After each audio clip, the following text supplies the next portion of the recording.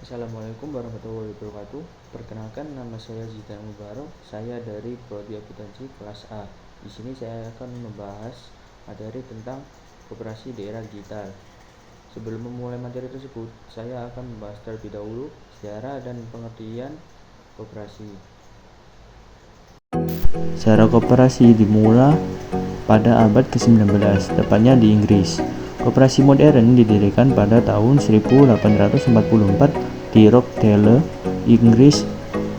Koperasi ini lahir sebagai respon atas ketimpangan ekonomi akibat revolusi industri. Di Indonesia, koperasi mulai berkembang sejak pada masa penjajahan Belanda. Tokoh penting dalam perkembangan koperasi Indonesia adalah Raden Arya Wiryatmaja yang pada tahun 1896 mendirikan lembaga simpanan pinjam bagi pegawai negeri di Purwokerto.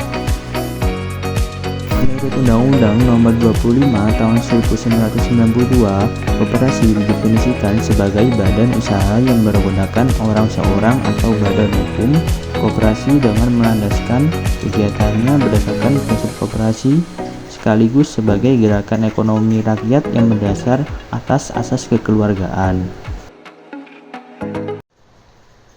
Nah, itu adalah sejarah dan pengertian koperasi. Seterusnya saya akan membahas materi intinya, yaitu koperasi di era digital. Di era digital yang ditandai dengan pesatnya perkembangan teknologi informasi, berbagai sektor kehidupan mengalami transformasi, termasuk sektor ekonomi kerakyatan, seperti koperasi sebagai soko guru perekonomian nasional, dituntut untuk beradaptasi dan berinovasi agar tetap relevan di tengah perubahan zaman. Digitalisasi bukan sekedar pilihan, melainkan kebutuhan bagi koperasi untuk meningkatkan pelayanan, transparansi, dan kesejahteraan anggotanya.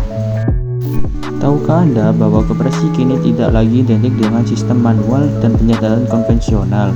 Di era digital, koperasi telah bertransformasi menjadi lembaga ekonomi modern yang memanfaatkan teknologi untuk melayani anggotanya secara cepat, transparan, dan efisien.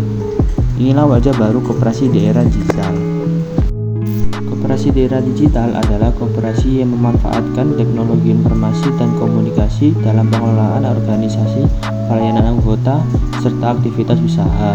Digitalisasi memungkinkan koperasi menjalankan prinsip kebersamaan secara lebih efisien, transparan, dan inklusif. Digitalisasi menjadi kebutuhan mendesak bagi koperasi agar tidak tertinggal dari pelaku usaha lain. Perubahan perilaku masyarakat yang semakin bergantung pada layanan digital menuntut koperasi untuk berinovasi. Tantangan utama yang dihadapi koperasi di era digital adalah rendah literasi digital pengurus dan anggota, keterbatasan infrastruktur teknologi, biaya implementasi sistem digital, keamanan data dan privasi, dan resistensi terhadap perubahan. Agar digitalisasi berjalan optimal, koperasi perlu menerapkan strategi yang tepat, yaitu pelatihan literasi digital bagi pengurus dan anggota, kerjasama dengan startup dan penyedia teknologi, penerapan sistem bertahap dan berkelanjutan, penguatan tata kelola dan keamanan data, serta dukungan regulasi dan kebijakan pemerintah. Digitalisasi bukanlah ancaman bagi koperasi, melainkan peluang untuk memperkuat jati diri koperasi sebagai lembaga ekonomi berbasis kebersamaan. Dengan adanya teknologi yang tepat, koperasi dapat menjadi pilar ekonomi digital yang berkeadilan dan berkelanjutan.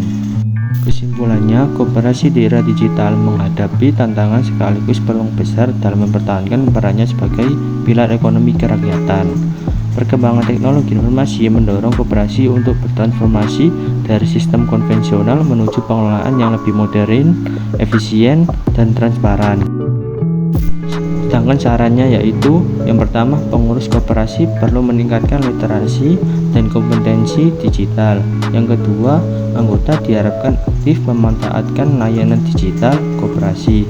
Yang terakhir, pemerintah diharapkan memperkuat dukungan melalui regulasi, pendampingan, dan penyediaan infrastruktur digital guna mempercepat transformasi koperasi. Sekian dari saya, semoga bermanfaat. Wassalamualaikum warahmatullahi wabarakatuh. Thank you everyone! Thank you Elmar!